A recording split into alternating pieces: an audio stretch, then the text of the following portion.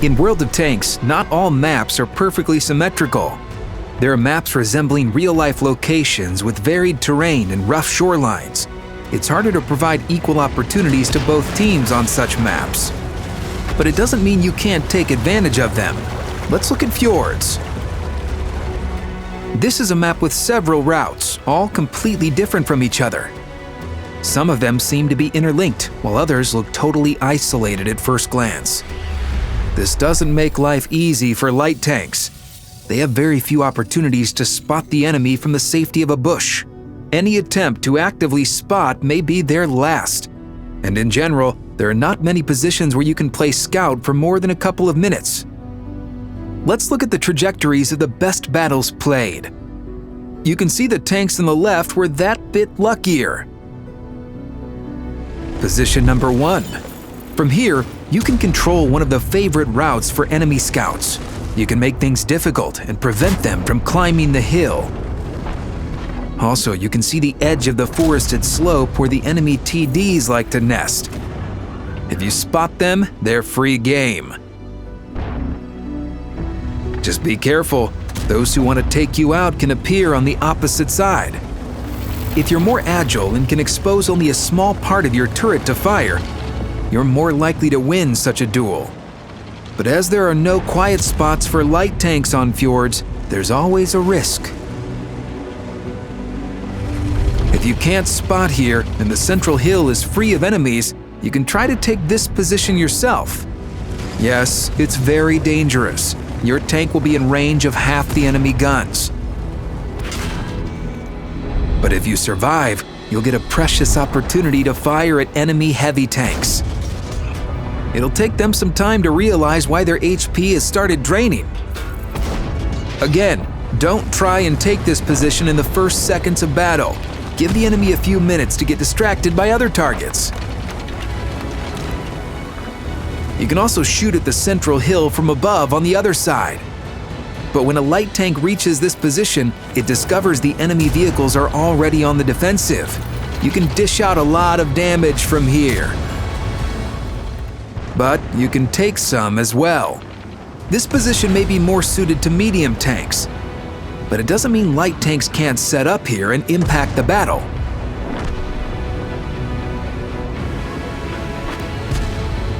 The next spot suits those who have their concealment and view range skills well trained. From the upper side, roll to a house, choose the most promising bush, sit there, and wait for targets to pop up. Just hope your allies don't push a bypass. If they stay en route, you'll spot the enemy peeking carefully and frighten them when their sixth sense activates. All while your allies' shells fly from behind you. By the way, in low-tier battles, you can always take shots at vehicles with poor view range. Another similar area for a fast and stealthy tank is the left slope of the highest mountain, right under the nose of the enemy TDs. You have a chance of getting there unspotted at the very start of the battle. If you do so, you can occupy one of the bushes here. From here, you can see the central hill, the end of the upper bypass, and even your closest neighbor from time to time. The risk of exposing yourself here is very high though, and your chances of survival will be slim after that. But you shouldn't rule out this position. But light tanks playing from the right have slightly less options at the start of battle. In fact, there are two, a pool in the map's center and the hill above it. Yes, both are dangerous to get to and hold. But don't rush in and lose your precious hit points here. Look around carefully on approach, evaluate the risk, and only then take advantage of this position. As a reward, you'll get excellent visibility and lines of fire from here. There are also some bushes to aim safely from and rocks to hide behind. However, you'll have to look around constantly and expect an enemy attack from any direction. Competition for this hill is no joke. But you're playing a scout, right? It's something you're used to. You can perform passive spotting on the left slope of the closest mountain, hiding among the trees. If you have good view range and your teammates are firing from the central hill or the northern bypass, you can earn heaps of assisted damage. We don't recommend getting spotted here. After all, this slope is well exposed to enemy fire.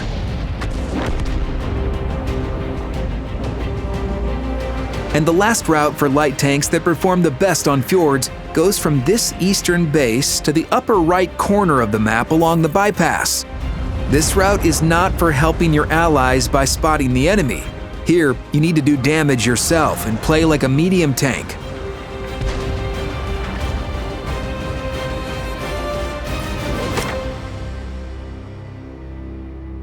The heavy tank commanders who achieved the best results on fjords rolled along one of these routes, didn't wait for, and actually didn't really expect the results of the initial recon. As you can see, the overwhelming majority of them had great results if they started the battle at the bottom of the map on the southern cape. If you have a reasonably dynamic vehicle, you can make a short stop on your way to take out some enemy light and medium tanks. Let's move on. The battle at the bottom is fought at close range, nose to nose. Tanks with significant amounts of HP and good armor will feel most confident here. You can block damage using your tracks and hull armor, as well as your turret here. With no real fear of return fire, you can dish out damage from this hollow. At least until the enemy artillery from Sector E7 decides to ruin your day.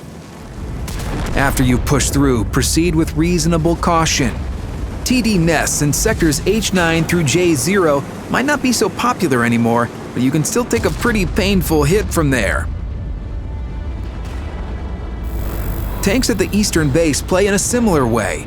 Using their hull or turret, they try to trade their durability for enemy hit points gradually, until the number of red icons on the minimap in this area is reduced to 0.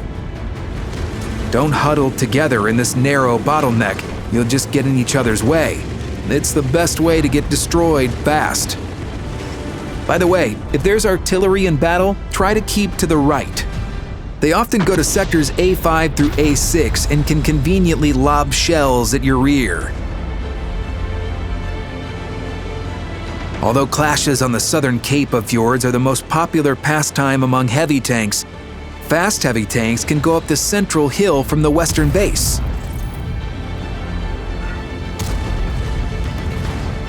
Or even take a detour. We'll talk about the detour later when we come to medium tanks. Similarly, some heavy tanks on the eastern base prefer driving to the pool under the central hill. Epic battles often unfold here. Also, they can go to the upper right corner along that bypass. Heavy tanks achieve outstanding results quite often here. Usually without much worry about artillery fire, they can cause damage to close targets first and then to the distant targets as well throughout the battle.